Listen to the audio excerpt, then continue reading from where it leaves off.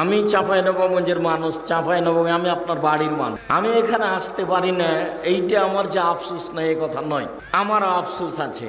আমি চাঁপাইনবাবগঞ্জে বক্তব্য দিতে পারবো না, মানে 90 সাল থেকে এখন পর্যন্ত আমি কোনোদিন অপ্রয়োজনীয় বাক্য বলিনি। এমন কোনো মায়ের বেটা আছে কেউ বলে না কেন সাহস করে? 90 সাল থেকে এখন পর্যন্ত আমি কোনোদিন কেচ্ছা কাহিনী বলিনি। আর 90 সাল থেকে এখন পর্যন্ত আমি কোনোদিন দেশ বিরোধী কোনো বক্তব্য বলিনি। 90 সাল থেকে এখন পর্যন্ত আমি কোনোদিন মাযহাবের বিরুদ্ধে একটা বাক্য বলিনি। 90 সাল থেকে এখন পর্যন্ত আমি কোনোদিন মানুষের কাছে পথ খরচ পাথেও চাইনি। আর আপনার মুফাসসিরকে আগে টাকা দেওয়া লাগে, তারপরে দিন ঠিক করা লাগে।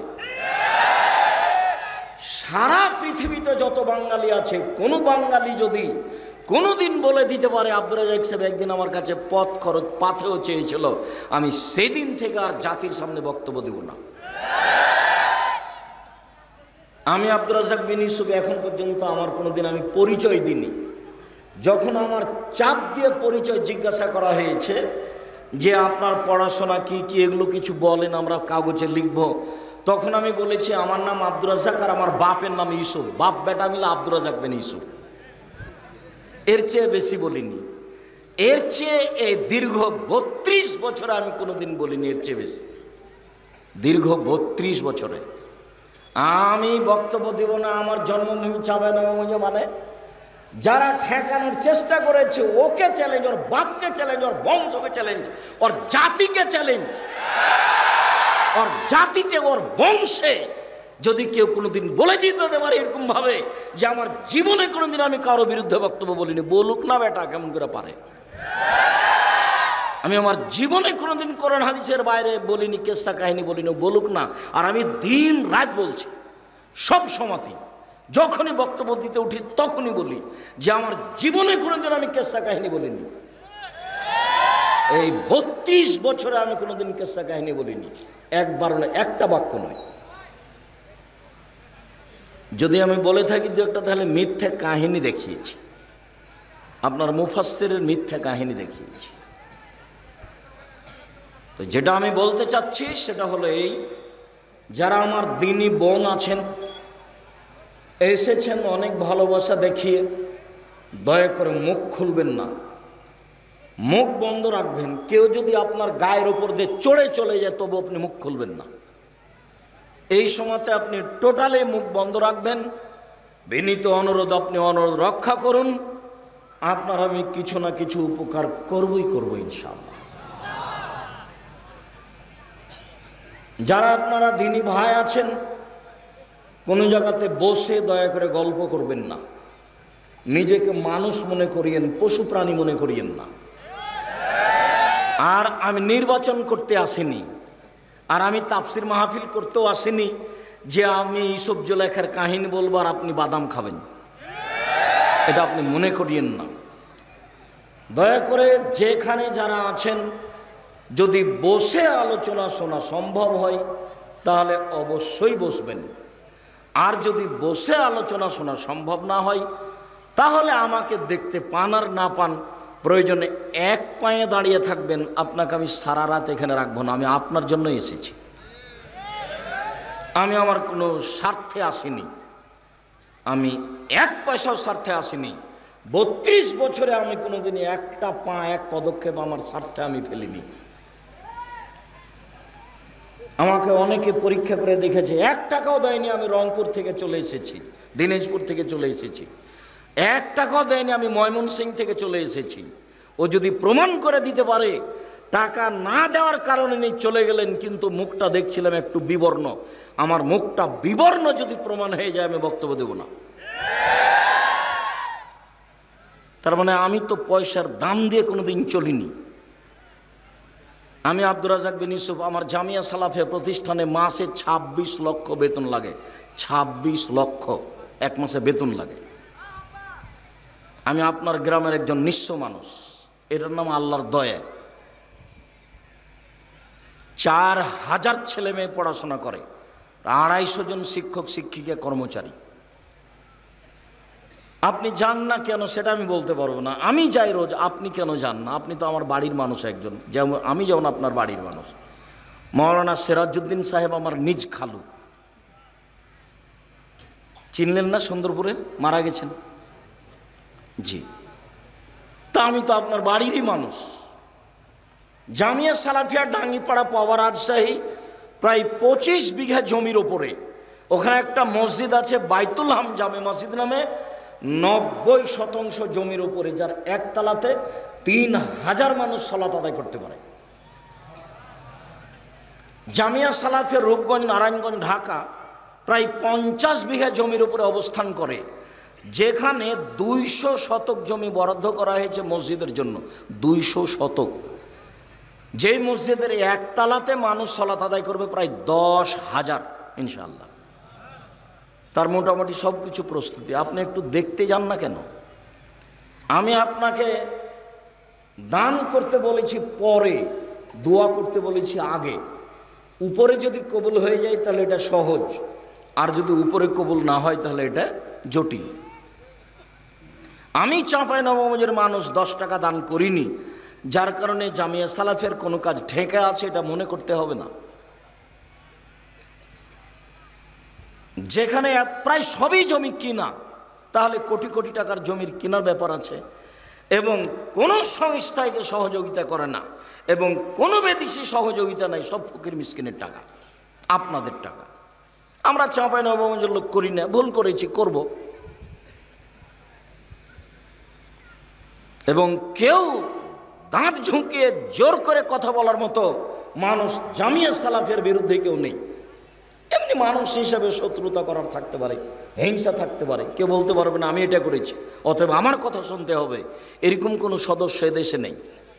জামিয়া সালাফিয়া ডাঙ্গিপাড়া পাওয়া, রাজশাহী, জামিয়া সালাফিয়া রূপগঞ্জ, নারায়ণগঞ্জ, ঢাকা, জামিয়া সালাফিয়া 6 মাইল, বাবুগঞ্জ, বরিশাল, জামিয়া সালাফিয়া তেঘরা, বিরল, দিনাজপুর, এসব প্রতিষ্ঠান চলমান। যেখানে যেই কথার ভিত্তিতে আমি কথাটা বলতে চেয়েছি সেটা হলো এই, যে আমি এদেশের মাটিতে, আমি চাঁপাইনবাবগঞ্জের মাটিতে বক্তব্য দিতে পাবো না, মানে ঠেকাচ্ছে যেই, আবারও মনে রাখবেন, ঠেকাচ্ছে যেই, তাকে, তার বাপকে, তার বংশকে, তার জাতিকে চ্যালেঞ্জ করে রাখলাম আমি আব্দুর রাজ্জাক বিন ইউসুফ। তার বংশে যদি কেউ বলতে পারে এখন এই শতাব্দীতে যে আমার জীবনে আমি কোনোদিন কেসা কাহিনী বলিনি, বলুক না একটু।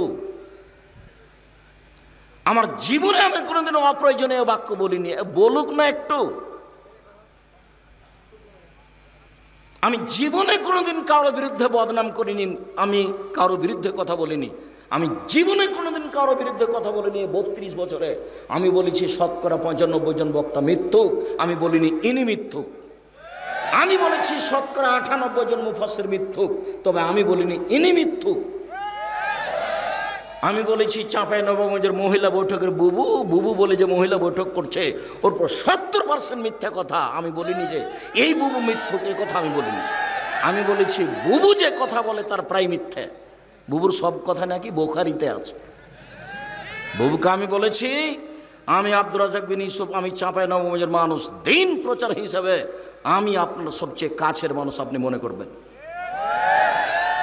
আপনি আমাকে এড়িয়ে এই দেশের মাটিতে, আমার বুকের ওপরে, চাঁপাইনবাবগঞ্জের মাটিতে মহিলা বৈঠক নামে আপনি মিথ্যা প্রচার করবেন, এইটা আপনার সাহস করা ঠিক হয়নি। একটা মরা মানুষ মারা গেছে, সেই বাড়িতে আপনি সবাই মিলে হাত তুলে দোয়া করবেন, এই ঢং আপনি দেখায়েন না ধর্মের নামে। 27 রজব রোজা করতে হবে, মহিলা বৈঠক আপনি এই ঢং দেখায়েন না ধর্মের নামে। আমি আব্দুর রাজ্জাক বিন ইউসুফ 25 বছর থেকে ফতোয়া কলমে লিখি, এবং কোনো মানুষের চাপে কোনো একদিন কোনো একটা বাক্য বক্তব্য দিনি, কোনো একটা কলম ধরিনি। এমন কোনো মানুষের এদেশের মাটিতে যে আমাকে চাপ দিয়ে কিছু করে নিতে পারে, এটা অসম্ভব। আমার দেহে যতক্ষণ পর্যন্ত শ্বাস আছে ততক্ষণ পর্যন্ত আমি কোনো মানুষের চাপে এবং কোনো মানুষের ভালোবাসায় শরীয়তের বিরুদ্ধে কোনো কথা বলতে প্রস্তুত নই। আমি মানুষ, জাতির যদি রাস্তাঘাট করে দিতে না পারি, জাতির যদি স্কুল কলেজ করে দিতে না পারি, জাতিকে চূড়ান্ত সঠিক ধর্ম দিতে পারবো ইনশাআল্লাহ। ধর্মের ব্যাপারে জাতিকে ফাঁকি দিয়ে আমি আব্দুর রাজ্জাক বিন ইউসুফ পরকাল হারাতে রাজি নই। সম্মানিত দিনী ভাই বোন, আমি এদেশের মাটিতে কথা বলতে পাবো না মানে, আমি আমার জন্মভূমিতে কথা বলতে পাবো না মানে অবাক কথা। ছাত্র জীবনে একদিন আমি এসেছিলাম, ঈদের দিন আমি চলে যাব ইন্ডিয়া পড়াশোনা করার জন্য। সেদিন ঈদের দিনে আমার চাচার বাড়িতে আমি আটকা পড়েছিলাম। তখন ইনি আমাকে ডেকে নিয়ে গেলেন মইয়াতে ঈদের মাঠে। বহুদিন আগে আপনার এই ঈদের মাঠে কোথায় যেন আমি বক্তব্য দিয়েছিলাম। তাহলে তো আমি এখানকার মানুষ, আমি বক্তব্য দিতে আসতে পাবো না মানে ঠেকাই কে? কেন ঠেকাবে? কোন সাহসে ঠেকাই? তারা ঠেকানোর ভিত্তি কি? মহিলা বৈঠকের দিনই বোন আপনাকে আমি খাটো করতে আসিনি, আপনি এই নীতি পরিবর্তন করুন, জরুরি। কিস্সা কাহিনী বলে ধর্মের নামে মিথ্যা কথা বলে জাতিকে ফাঁকি দিয়ে পরকাল সফলতার চেষ্টা করিয়েন না। সম্মানিত দিনী ভাই বোন, এসেছি, কিছুক্ষণ সময় পর্যন্ত আপনি অপেক্ষা করুন, আপনার কিছু না কিছু উপকার করবো ইনশাল্লাহ। আমার দিনী ভাই বোন যেখানে যারা আছেন এমনভাবে চুপচাপ থাকবেন পাখি যেন মনে করে আপনি পাথর।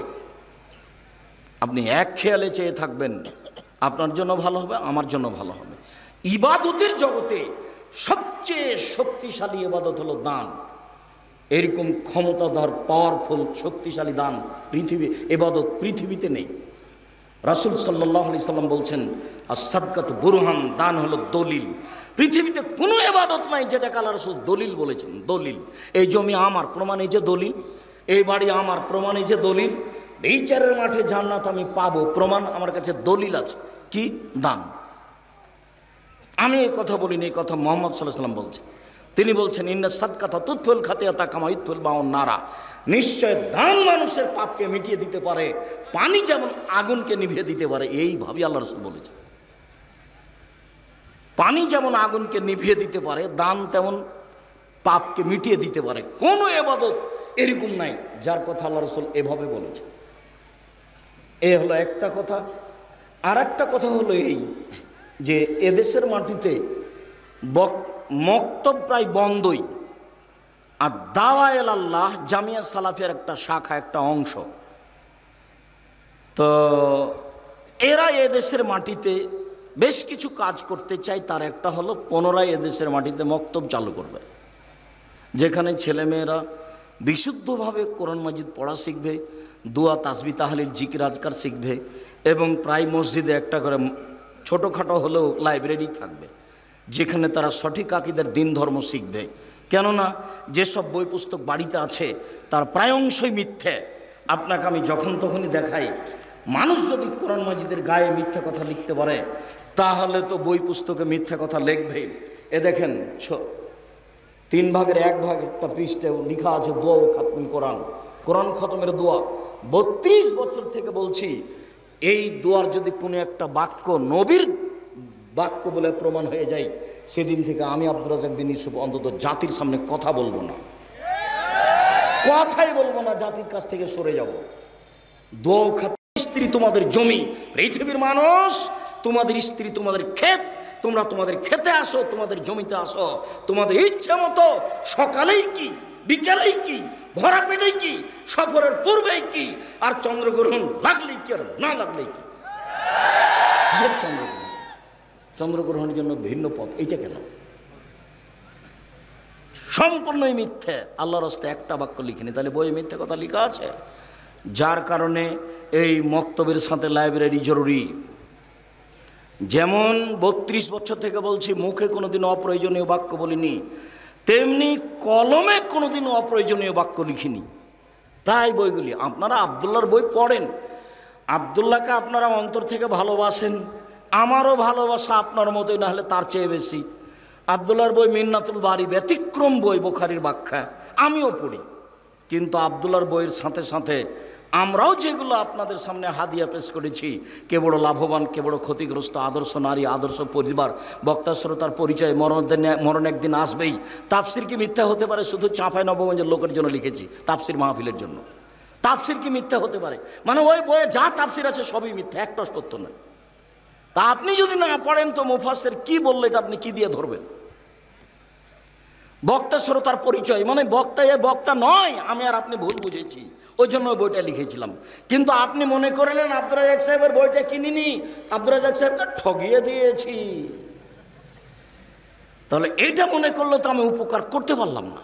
আমি একটা বাক্য অপ্রয়োজনীয় লিখিনি, যেমন মুখে কোনো দিন বলিনি, তেমন অপ্রয়োজনীয় লিখিনি। বইয়ের উপরে লেখা আছে বইয়ে কোনো জাল জয়ীফ হাদিস নেই, বইয়ে কোনো কিস্সা কাহিনী নেই। তা আমি আপনার উপকারের জন্য লিখেছিলাম। যখন এদেশে দোয়া নিয়ে মারামারি উঠলো, তখন দোয়ার উপরে একটা বই লেখা আছে। এই মানের বই আপনি খুঁজে দেখেন, তবে আমি খুব কম বিদ্যা রাখি।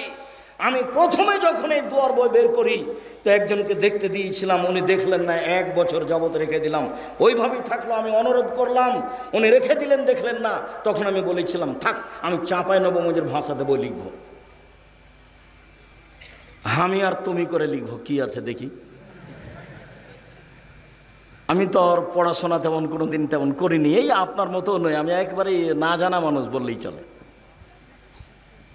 চাঁপাইনবাবগঞ্জের ভাষাতে সব বই লেখা আছে। দোয়ার বই 35টা সহি হাদিস দেওয়া আছে হাত তুলে দোয়া করার। 16টা স্থান উল্লেখ করা আছে কোথায় হাত তুলে দোয়া করতে হবে। আর হাত তুলে দোয়া করা জানাজার পরে, সভা সমিতির পরে, 5 ওয়াক্ত সালাতের পরে, এটা রাসূলের সুন্নাত নয়, এটা স্পষ্ট বেদাত। এর বিদাতের একটা বিস্তারিত বিবরণ আছে। আপনি যদি না পড়েন তো আমি আপনার কি উপকার করলাম? তাহলে কি আপনি ওই তাফসির মাহফিল আর ওই বুবুর বৈঠক নিয়ে ব্যস্ত থাকবেন? সম্মানিত দিনী ভাই বোন, তো এই যে দানের কথাটাই আপনার কাছে ছিলাম আমি। কোনোদিন কেউ যদি দান চাই, তাহলে হাতটা খাটো করে রাখবেন না। আল ইয়াদুলিয়া খায়রুম মিন ইয়াদিস সুফলা, যেটা দেয় সেটা ভালো, যেটা নেয় তার চেয়ে। হাদিস বুখারী মুসলিম। এবাদতের জগতে সবচেয়ে দামি এবাদত দান। ফকির চাচ্ছে টাকা, তো আপনি বলছেন মাফ করো, মানে 500 টাকার নোট পকেটে আছে। তার মানে কেন? আপনার স্ত্রীও বুদ্ধিমতী নয়, আপনার মাও বুদ্ধিমতী নয়। যখন আপনি বাড়ি থেকে বের হচ্ছিলেন, তখন আপনার মায়ের উচিত ছিল, বেটা এই যে 50, 60, 100 টাকা খুচরা নিয়ে যাবে, বেটা ফকিরে চাইলে দিবি। তা আপনার কাছে তো 500 টাকার নোট আছে, আপনি তো ফকিরকে দিতে পারবেন না, তখন খালি বলছেন মাফ করো, খালি মাফ করো। ও কী করলো? যারা দাঁড়ান সারাদিন আপনার তার কাছে ক্ষমা চাচ্ছে, কী করলেন? আর আপনার স্ত্রীরও বোকামি আছে, ও কথা আমি বলেছি যে আপনার স্ত্রীকে ফিরে যেতে হবে আপনার মায়ের স্বভাবে। শতদিন বলছি, আপনার স্ত্রীকে ফিরে যেতে হবে আপনার মায়ের স্বভাবে। আপনারা ছিলেন 10 ভাই বোন, আর আপনাদের বাড়িতে ছিল 2 জন কিষান কামলা পাট। আর আপনার বাপের স্বভাব ছিল মসজিদ থেকে ফকির ধরে আনা। রাতে 2 জন করে ফকির ধরে নিয়ে চলে আসতো। বাড়ি কোথায় মুরব্বি? মসজিদে, এসার টাইমে, এসার সালাতের পরে। আমার বাড়ি ফরিদপুর ভাঙা। রাতে খেয়েছেন? জি না, তো চলেন। সাথে করে নিয়ে আপনার বাপ নিয়ে চলে এসেছে। আপনার মা ঢেঁকিতে ধান ভেঙে 16 জন মানুষের খাওয়া রেডি করতেন, কোনোদিন সমস্যা হয়নি। আর আপনার স্ত্রী এখন যেখানে রান্না করে সেখানে ফ্রিজ আছে, সেখানে তরিতরকারি রেডি আছে। 10টার সময় আপনি মেহমান নিয়ে গেছেন, গিয়ে বলছেন খালেদা একটু উঠো, খানা পানি রেডি করো। তখন উত্তর বলছে, হ্যাঁ তুমি রাতে মেহমান নিয়েছো, ঝামেলা পাকাও। এই বউকে পরিবর্তন করার চেষ্টা করুন। এই যদি পরিবর্তন না হয় তালাক দিতে হবে, এ কথাই ঠিক। মেহমানকে তাকে খেতে দিতে শিখতে হবে। চাঁপাইনবাবগঞ্জের ভাষাতে ওকে তো খেতে দিতে শিখতে হবে, আর বাপকে খেতে দিতে শিখতে হবে। মানে ফকির মিসকিনকে উপেক্ষা করা চলা যাবে না। আপনি বুঝতে পারছেন না? এইখানে এই কথাটা বলে আপনাকে আমি আগাই। ফকির মিসকিনকে খেতে দেওয়া, অসহায় মানুষকে দান করা, এটা এত বড় নেকি যে 3টে বড় বড় নেকি একসাথে যা হয়, ফকির মিসকিনকে খেতে দিলে তাই হয়। এক, কাল মুজাহিদ, আল্লাহর পথে জেহাদ করলে যত নেকি হয়, ফকির মিসকিন অসহায় মানুষকে খেতে দিলে, দান করলে তত নেকি হয়। 2, অল কিয়াম, নিয়মিত রাতে তাহাজ্জুদ পড়লে যত নেকি হয়, ফকির মিসকিনকে খেতে দিলে তত নেকি হয়। 3, নিয়মিত নফল রোজা সিয়াম থাকলে যত নেকি হয়, ফকির মিসকিনকে খেতে দিলে তত নেকি হয়। তিনটা, প্রত্যেকটাই জান্নাতের জন্য যথেষ্ট। এক, আল্লাহর পথে জিহাদ, এটাই যথেষ্ট জান্নাতের জন্য। দুই, রাতে তাহাজ্জুদ, শুধু জান্নাত নয়, দামি জান্নাত পাবে এটা দিয়ে, দামি। তিন, নফল সিয়াম, নফল সিয়াম, এটার বিনিময়ই জান্নাত। তাহলে তিনটার প্রত্যেকটার নিজস্ব ক্ষমতা জান্নাতের, কিন্তু তিনটা সমান একটাই। বলেন তো সেটা কি? ফকির মিসকিনকে খেতে দেওয়া, দান করা, অসহায় মানুষের পাশে দাঁড়ানো। কেন আপনি বললেন যে মাফ করো? কেন আপনার মা আপনাকে 50 টাকা খুচরা বের করে দিল না? মনে কিছু নিয়েন না, আপনার মায়ের স্বভাব পরিবর্তন করতে হবে, আপনার স্ত্রীর স্বভাব পরিবর্তন করতে হবে। আপনার স্ত্রীর যে স্বভাব গতি আছে তা পরিবর্তন করতে হবে, যেন 150 চাল রান্না করে, নাড়া করে। আপনার মা হাফ কেজি, 2 কেজি, 3 কেজি চাউল রান্না করতেন, আর আপনার স্ত্রী 150 চাউল রান্না করেছে। 150 চাউল রান্না করেছে, দুপুরে 4-5 জন মেহমান এসেছে। তখন আপনার স্ত্রী বলছে, কি করবে কি করবে, এটুকু খেতে তো শেষ হয়ে যাবে, এ করো, চানাচুর বিস্কুট দিয়ে বিদায় করতে। দুপুরের সময়তে চানাচুর বিস্কুট দিয়ে বিদায় করতে হবে। আপনার মাকে জিজ্ঞাসা করে থাকেন, বেঁচে থাকলে, এখনো বয়স 80 বছর, জীবনে কোনোদিন দুপুরে আপনার মা চানাচুর বিস্কুট দিয়ে কোনোদিন মেহমানকে বিদায় করেনি। বসতে দিয়েছে, চাঁপাইনবাবগঞ্জের হাতের সিলাই কাঁথা শুইতে দিয়েছে, পাখা দিয়েছে, বলেছে অপেক্ষা করতে বলো, আমি রান্না করে খাওয়াবো। এটা আপনার মা পারে, আপনার বউ পারে না কেন? বউকে পরিবর্তন করার চেষ্টা করুন, পরিবর্তন না হলে তালাক দিতে হবে, এ কথাই ঠিক। সম্মানিত দিনী ভাই বোন, বলছিলাম যেসব বড় বড় পাপ বিনিময় সরাসরি জাহান্নাম, তার একটা বড় পাপ হচ্ছে সুদ খাওয়া। পৃথিবীতে সবচেয়ে বড় পাপ আল ইশরাকু বিল্লাহ, আল্লাহর সাথে শিরক করা। পৃথিবীতে সবচেয়ে বড় পাপ আল্লাহর সাথে শিরক করা। ভারত, বাংলাদেশ, পাকিস্তান এমন মাটি যে এতে চলে শিরক একবারে বন্যার মতো। আমাদের দেশে তো শিরকের অভাব নাই। দেশ ট্রাভেলস গাড়িটা ছুটলো ঢাকা থেকে, আসছে চাঁপাইনবাবগঞ্জ। তা আমি সন্ধ্যার সময়তে আলো জ্বালালো, আমি বললাম, এই ছেলে, এই শোনো, তুমি সন্ধ্যা হওয়ার সাথে সাথে তোমার গাড়িতে বাতি জ্বালালে, আলো দিলে কেন? তখন বলছে যে বসে বলেছেন সূর্য ডুবার সাথে সাথে আলো জ্বালাতে হবে। সূর্য ডুবার সাথে সাথে আলো জ্বালানো হিন্দুদের কাজ। শিরক দিয়ে দেশ ঘেরা। স্বামী মরার সাথে সাথে আমাদের মহিলাদেরকে নাকফুল গয়না খুলে দিতে হবে। নাকফুল গয়না খুলে দেওয়াটা হিন্দুদের কাজ। শিরকে দেশ পরিপূর্ণ হয়ে আছে। তুলসী গাছ তুলে ফেলা যায় না, ক্ষতি হতে পারে, তার নাম শিরক। জুতা পায়ে দিয়ে ধানের উপরে হাঁটা যায় না, তার নাম শিরক। আপনার মা কুলাতে চাউল ঝাড়ছিল, আপনার ছেলেটা গিয়ে লাফ দিয়ে কুলার উপরে চড়ে নিয়েছে, তখন আপনার মা বলছে, হাট, ঘিন ঘিনে, এখানে কুলাতে পা দিতে হয়? আপনার মা বলতে পারে যে শর্ত, এখন আমার ঝামেলা করিস না, কাজ করছি, তাড়াহুড়া করছি, এই কথা আপনার মা বলতে পারে। কিন্তু কেন বললো যে হট কুলাতে পা দিতে হয়? কুলার উপরে আপনার ছেলেটা চড়ে বসে থাকে, এটি ঠিক। যখন আপনার মা বলবে তখন আপনি বলবেন, আব্বু কুলার উপরে চড়ে বসে থাকো, তো আব্বু একবারে চড়ে বসে থাকো, 2 পা দিয়ে চড়ে বসে থাকো। এক্ষুনি যে গাড়িটাতে আসলাম, ওই গাড়িটার মালিক বলেছে, কি যেন বলছে, ডাস, যাই হোক উপরের এটা, তো কে পা দিয়েছে, তখন ও অকথ্য ভাষায় গালি দিচ্ছে। তো আমি বলছি, ওটাতে পা দিয়ে বসে থাকো। তার মানে ওতে পা দিলে নাকি তার রুচির সমস্যা। আমার দেশের মহিলা ফরজ গোসল হলে ওরা আর সকালে কোনো কাজ করে না, ভাত রান্না করতে পারে না। আরে সকালে ফরজ গোসলের প্রয়োজন হলে কিছু করে না, হিন্দু মহিলারা আগে নদী থেকে গোসল করে আসে, চুলার চতুর্দিক লাগে, এটা হিন্দুদের কাজ।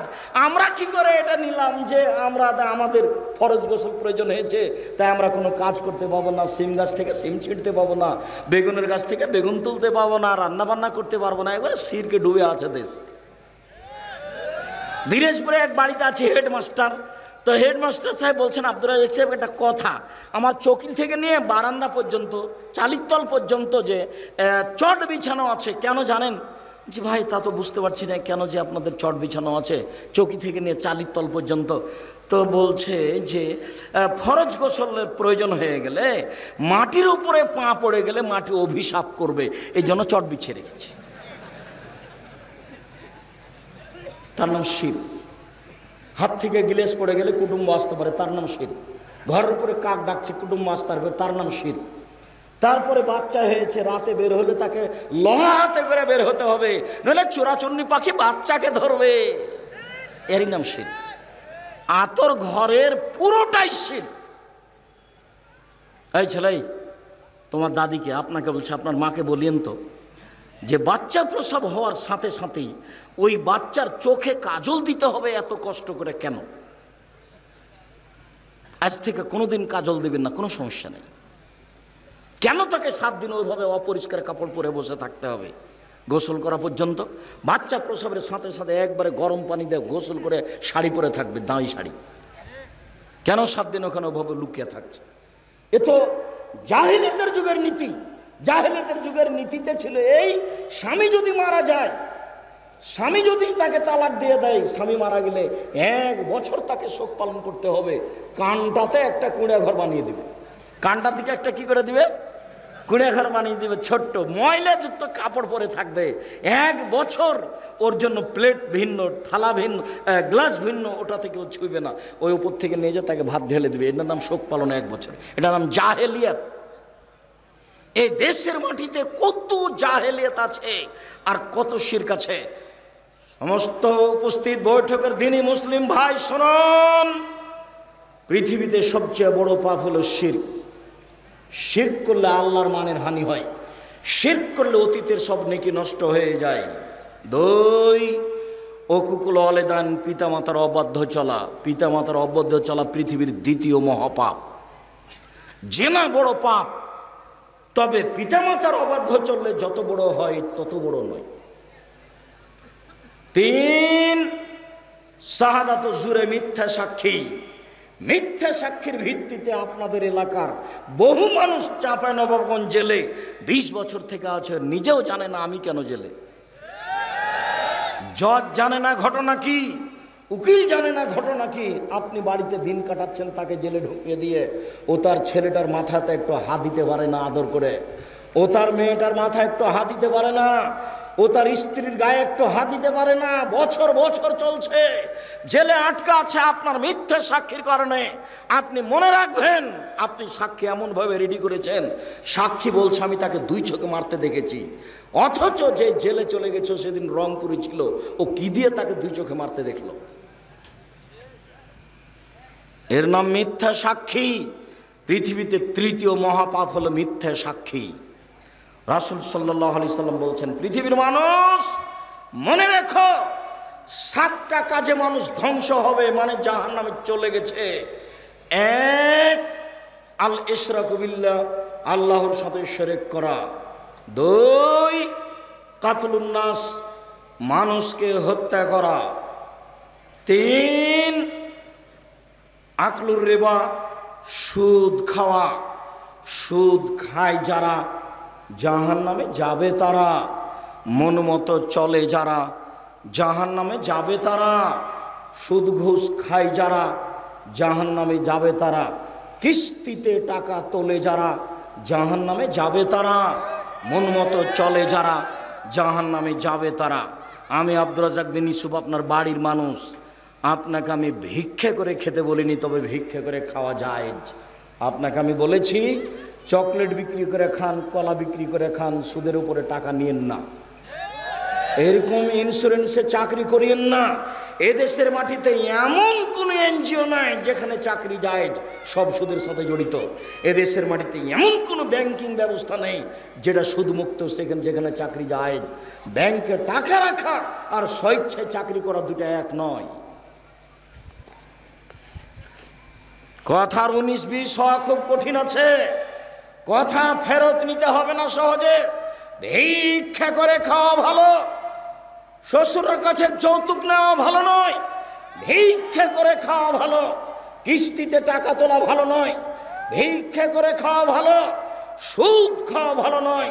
সুদ চিরদিনের জন্য জঘন্য, নিকৃষ্ট, নেক্কারজনক কাজ, যার ফলাফল জাহান্নাম। সুদ যে খায় সে একদিন ভিক্ষুক হবেই হবে। যে সুদ খায় তাকে একদিন না একদিন ভিক্ষুক হতেই হবে। হয় সে হবে, না হয় তার ছেলে হবে, ভিক্ষুক হতেই হবে। সুদের পরিণাম নিঃস্ব। সম্মানিত দিনী ভাই বোন, রাসূল সাল্লাল্লাহু আলাইহি সাল্লাম বলেন, 7টি কাজে মানুষ ধ্বংস হবে, জাহান্নামে যাবে। তার 3 নম্বর হলো সুদ খাওয়া, 4 নম্বর হচ্ছে আকলু মালিল ইয়াতীম, এতিমের মাল খেয়ে নেওয়া, 5 নম্বর হচ্ছে আত-তাওয়াল্লি আনিজ যাহাব, যুদ্ধের মাঠ থেকে পালিয়ে যাওয়া, 6 নম্বর হচ্ছে কাজফুল মুহসানাতিল মুমিনাতিল গাফিলাত, ভালো মানুষের উপরে অপবাদ দেওয়া, ভালো মহিলার উপরে অপবাদ দেওয়া, দলীয় কৌশলে, দলীয় ক্ষমতায় দাঙ্গাবাজি করে, ক্ষমতা দেখিয়ে, দাপট দেখিয়ে, স্বৈরাচারী, স্বেচ্ছাচারী, বদমেজাজি দলীয় দাপট দিয়ে একটা নিঃস্ব মানুষের উপরে বদনাম চাপিয়ে তাকে জাতির সামনে অপমান করেছে। বেটা, ক্ষমতা দেখিয়ে কয়দিন বাঁচতে চাও তুমি? ফেরাউন ডুবে গেছে। মনে রেখো, তুমি দাম্ভিকতা দেখিয়ে, দলীয় দাপট দেখিয়ে, ক্ষমতা দেখিয়ে, অর্থ দেখিয়ে, দাঙ্গাবাজি করে, জুলুমবাজি করে, দাম্ভিকতা দেখিয়ে, স্বৈরাচারী হয়ে, স্বেচ্ছাচারী হয়ে, বদমেজাজি হয়ে 1 মিনিট বাঁচার চেষ্টা করিয়েন না। ফেরাউন ডুবে গেছে। আপনারও নৌকা ডুবে গেছে, নৌকা উঠবে না বলে রাখলাম আপনাকে। যাকে অপমান করেছেন তার কাছে আজকে ক্ষমা নিতে হবে সকাল হতে হতে। তাছাড়া আপনার নৌকা ডুবে গেছে, তাহাজ্জুদ দিয়ে টিকতে পারবেন না, হজ দিয়ে টিকতে পারবেন না, কোনো পথ দিয়ে টিকতে পারবে না। জুলুমবাজ যারা, দাঙ্গাবাজ যারা, মানুষকে অপমান করে যারা, মানুষকে জেল হাজতে দেয় যারা, দলীয় দাপট দেখায় যারা, তাদের নৌকা ডুবে গেছে, উঠবে না। নৌকা মহানন্দা নদীতে ডুবেনি, সাগরে ডুবে গেছে, যেখান থেকে উঠানো যাবে না। একটাই পথ, যার সাথে অন্যায় হয়েছে তার হাত ধরে ক্ষমা নিতে হবে। 1 থাপ্পড় রিক্সাওয়ালাকে মেরে আপনি জান্নাত কিনতে পারবেন না তাহাজ্জুদ পড়ে।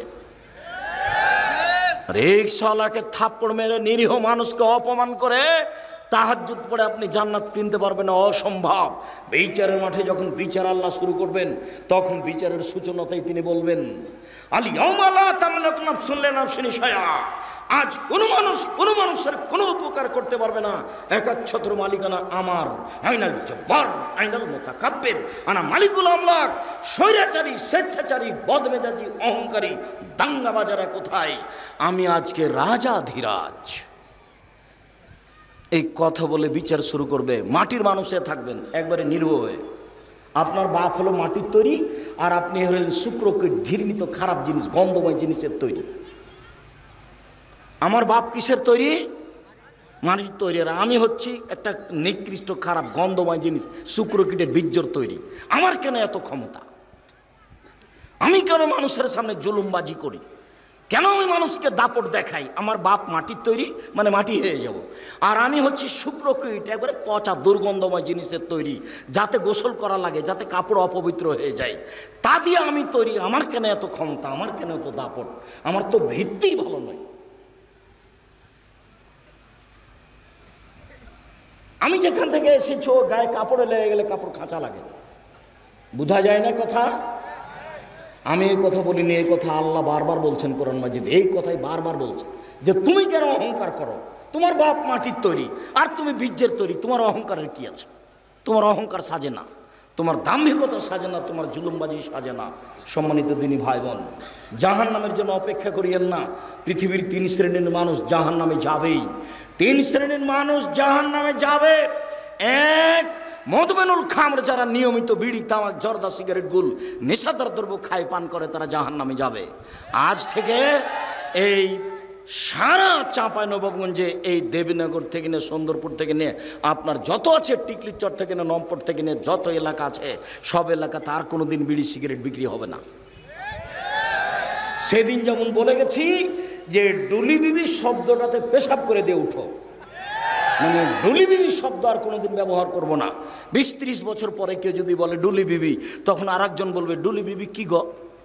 তখন আমাদেরকে বুঝাতে হবে অনেক দিন আগে ডুলি বিবি প্রথা ছিল, বরের সাথে যুবতী মেয়েরা যেত ঢং করে সাজ করে, সেইটার নাম ডুলি বিবি।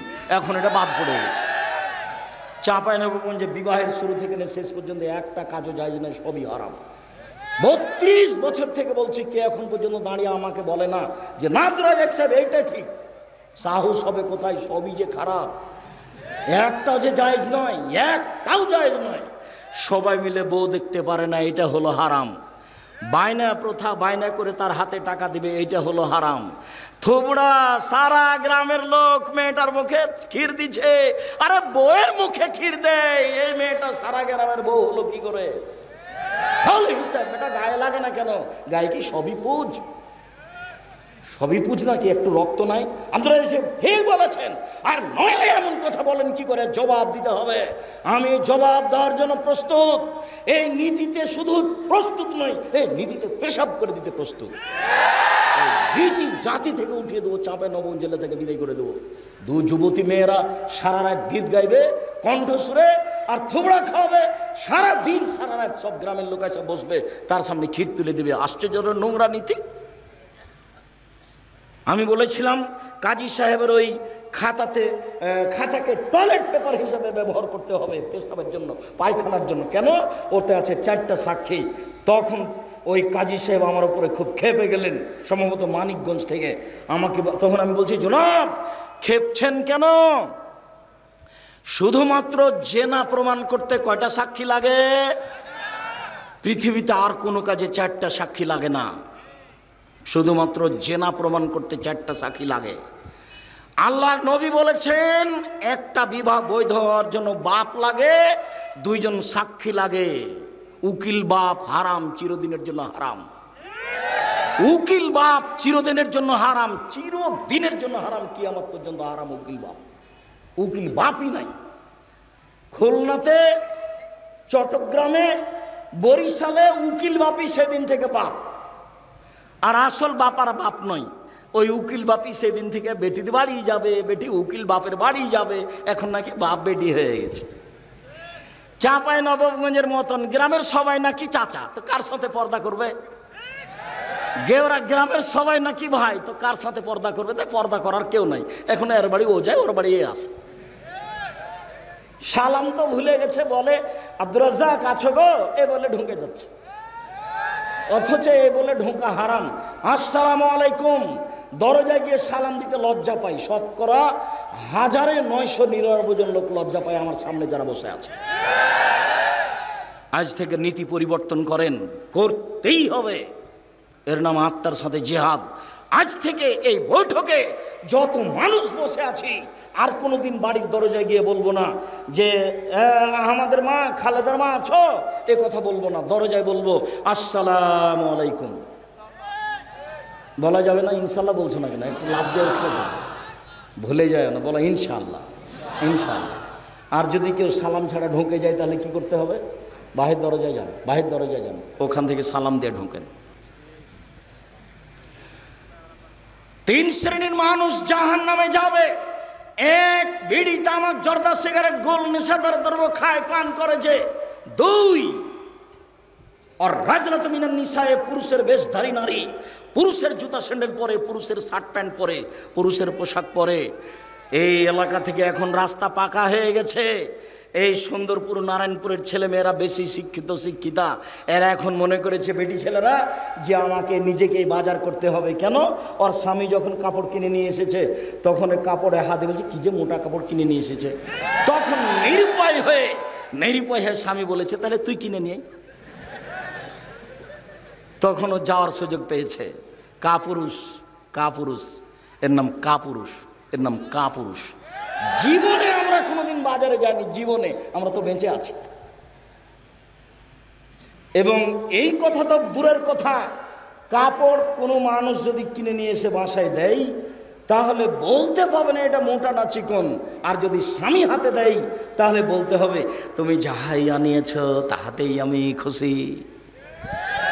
তাহলে সংসারের ভালোবাসা দ্বিগুণ বেড়ে যাবে। মোটা হোক চিকন হোক, তুমি যাহাই আনিয়েছ তাহাতেই আমি খুশি। অন্য মানুষ যদি কোটি টাকা দিয়ে কিনে নিয়ে আসে আমি খুশি নই, আমি নিজে হাতে যদি পরিশ্রম করে কিনে নিয়ে আসে আমি তাতে খুশি নই। তুমি আমার জন্য কিনিয়েছ তাতেই আমি খুশি। তাহলে সংসার সুন্দর হবে। আর আপনাকে আর একটা কথা বলা থাকছে, সবসময় নাম ধরে কাজে বলবেন, নিজে কাজ করবেন না। এক গ্লাস পানি আপনি নিজে ঢেলা খেলেন কেন?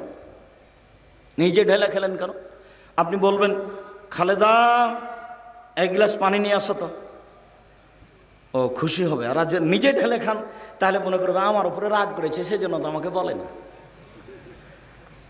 আর আপনাকে বলছি, আপনি মহিলা মানুষ, একটু পরে বলছি যে আপনি এক গ্লাস পানি এভাবে সামনে থ্যাকস করে দিয়ে সরে যায়েন না, এতে জান্নাত হবে না, এভাবে সংসার চলবে না। আমি আপনার কাছে আসছি একটু পরেই, সম্মানিত দিনী ভাই বোন, এই কথাটা শেষ করে নিই। আমরা এখন রাস্তাঘাট পাকা, এর অর্থ আমার বোনকে আমার মাকে গিয়ে চাঁপাইনবাবগঞ্জের শহরে বাজার করতে হবে, সারা দিন এর ধাক্কা খেতে হবে, ওর ধাক্কা খেতে হবে। মোহর দিনে আপনি ধাক্কা খায় আর একজনের খারাপ লাগে না? একটু লজ্জা লাগে না? একটু শরম লাগে না? একটু হায়া লাগে না? একটু খারাপ লাগে না? একটু বোধোদয় না? একটু বোধগমন, একটা আত্মমর্যাদা নেই? আত্মমর্যাদা, আত্মমর্যাদা। উপস্থিত বৈঠকের দিনই মুসলিম শুনেন, উপস্থিত বৈঠকের দিনই মুসলিম বোন শোনেন। এই মেয়ে কথা বলছো কেন? তখন থেকে তোমার জন্য কথা বলছি, আর তুমি কথা বলছো মানে লজ্জা হয় না তোমার? শরম হয় না তোমার? হায়া হয় না তোমার? ইতস্তবোধ হয় না তোমার? বোধোদয় দেয়, বোধোদয় নেই তোমার? বোধগম্য নয় তোমার? কোন সাহসে তুমি কথা বলো? তোমার বাপ তোমাকে কিছু বলে না, যার জন্য তুমি মনে করেছো এখানে আসলে তুমি ফুলে ধোয়া থাকবে নাকি? ভদ্রতা বজায় রেখে মুসলমানের মেয়ে হে বসে থাকো, আমি তোমার জন্য এসেছি। এই মাঠে আমি গত বছর আসতে পাইনি, আমার একটা দুঃখ বেদনা আছে, আমি সাধ করে তোমার জন্য এসেছি। তুমি মুখ খুলবে না, আমার কথা শেষ হবে তখন তুমি ভাবতে ভাবতে বাড়ি যাবা। এটা আমি ঐকান্তিক কামনা এ দেশের মানুষ হিসেবে তোমার কাছে আমি দাবি রাখি।